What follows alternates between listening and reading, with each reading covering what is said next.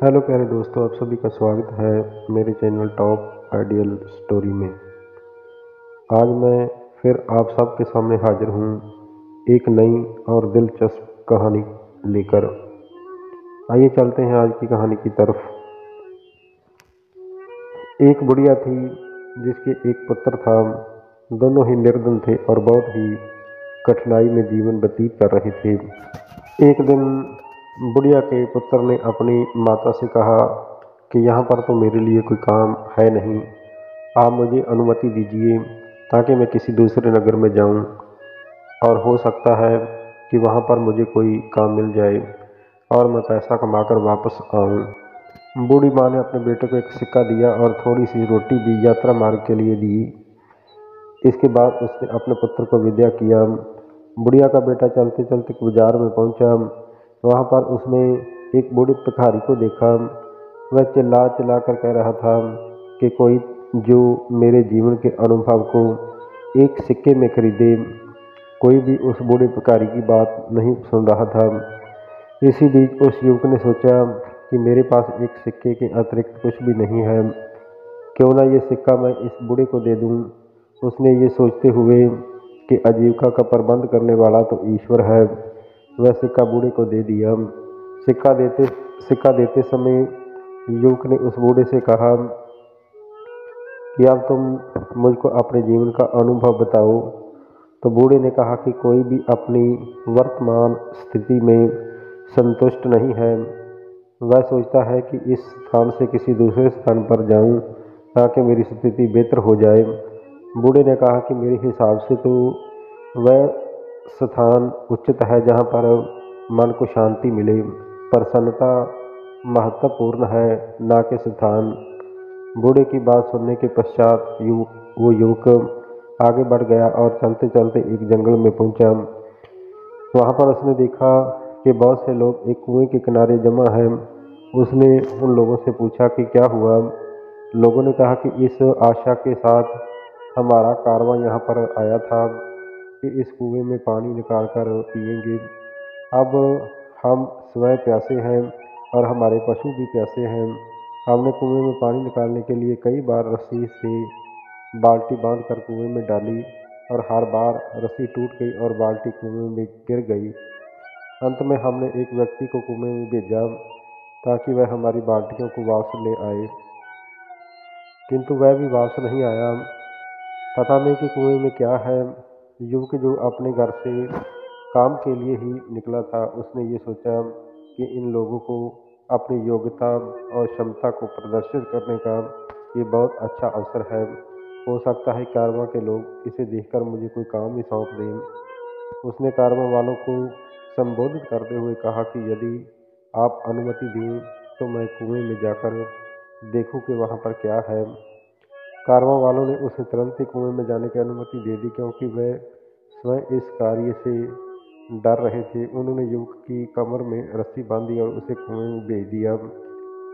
वह दीवार के सहारे धीरे धीरे कुएं में उतर रहा था कि जैसे ही वह पानी के निकट पहुंचकर बाल्टियों को ढूंढने का प्रयास कर रहा था, एकदम से उसने एक बहुत ही बड़े काले देव को देखा। देव ने उससे कहा कि तुम यहाँ पर क्या कर रहे हो।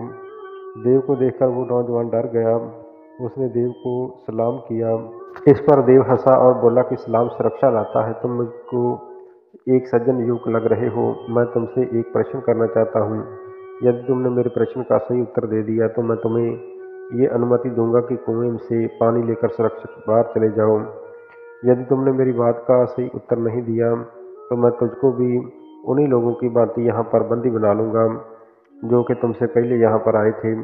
ऐसे में युवक ने सोचा कि तुम्हें क्या परेशानी थी जो यहाँ पर आए, लेकिन अब इन बातों से कोई लाभ नहीं था। अब मुझको ईश्वर पर भरोसा करते हुए देखना यह है कि इस काले देव ने क्या सोच रखा है। ये सोचते हुए उसने देव से कहा कि ठीक है, मुझको तुम्हारी बात स्वीकार है, तुम अपना प्रश्न पूछो। देव ने युवक से कहा कि ये बताओ कि खुशी कहाँ पर है। देव का प्रश्न सुनकर युवक ने कहा कि मालूम है कि खुशी तो धरती पर ही है।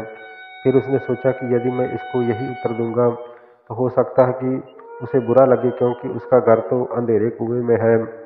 अभी ये सोच ही रहा था कि युवक को बूढ़े फकीर की बात याद आई। बूढ़े की बात जैसे ही उसके मन में आई तो वह बहुत प्रसन्न हुआ। उसके बाद उसने देव से कहा कि जानते हो खुशी कहाँ पर है? जहाँ पर मन प्रसन्न हो वहीं पर खुशी है। उसकी बात सुनकर देव बहुत प्रसन्न हुआ। उसने कहा कि तुम्हारी बातों से पता चलता है कि तुम बहुत समझदार और अनुभवी हो। तुमसे पहले जिससे मैंने ये प्रश्न किया था उसने मुझसे कहा था कि धरती पर पाए जाने वाले बाग खुशी का स्थान है, जबकि मुझको तो यही स्थान पर अच्छा लगता है और मैं इसे ही पसंद करता हूँ। देव ने कहा कि जाओ बाल्टियों को ले जाओ और मैं तुमको 3 अनार देता हूँ। जब तक अपने घर न पहुँच जाना किसी से भी इस बारे में कोई बात नहीं करना है। युवक ने देव का आभार व्यक्त किया और बाल्टियों को पानी से भर निकालकर एक एकत्रित किया और उनको पानी से भरकर वापस ऊपर भेज दिया। उसके बाद वह भी कुएं से सुरक्षित वापस निकल आया।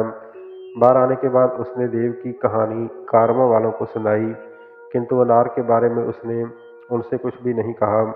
कारवां वालों ने उसका आभार व्यक्त किया। फिर युवक कारवां के साथ अपने नगर वापस आ गया। जब वह अपने नगर पहुंचा तो कारवां वालों ने उसे एक गाय और एक भेड़ उपहार स्वरूप दी। उन्होंने कहा कि हम कुछ समय तक तुम्हारे नगर में रहेंगे।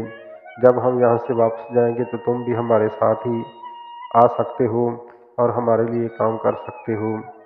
इसके बाद युवक ने कारवां वालों से विद्या ली और अपने घर की ओर चल पड़ा। अपने पुत्र को देखकर उसकी माता बहुत प्रसन्न हुई। उसने कहा कि बहुत ही अच्छा हुआ कि तुम वापस आ गए। मुझको तो आशा नहीं थी कि तुम इतनी जल्दी ही वापस आ जाओगे।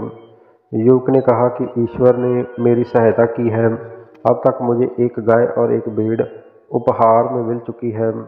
कुछ दिनों के बाद अब मैं कारवां वालों के साथ उनके नगर जा सकता हूँ और उनके लिए काम कर सकता हूँ। रात को माँ और बेटे ने खाना खाया। माँ थकी हुई थी, अंत वह जल्दी ही सो गई। युवक ने अपने जेब से एक अनार निकाला और उसका एक टुकड़ा काटा। अनार के दाने बहुत ही चमक रहे थे, जो कि जगमगाते रत्न की भांति थे। युवक को पता चला कि अनार के दाने बहुमूल्य रत्न हैं। ये जानकर वह बहुत खुश हुआ। वह कारवां के साथ यात्रा पर नहीं गया। उसने कुछ रत्न लिए और उन्हें जाकर बाजार में बेच दिया। उनसे मिलने वाले पैसों से उसने एक दुकान खरीदी और व्यापार आरंभ किया।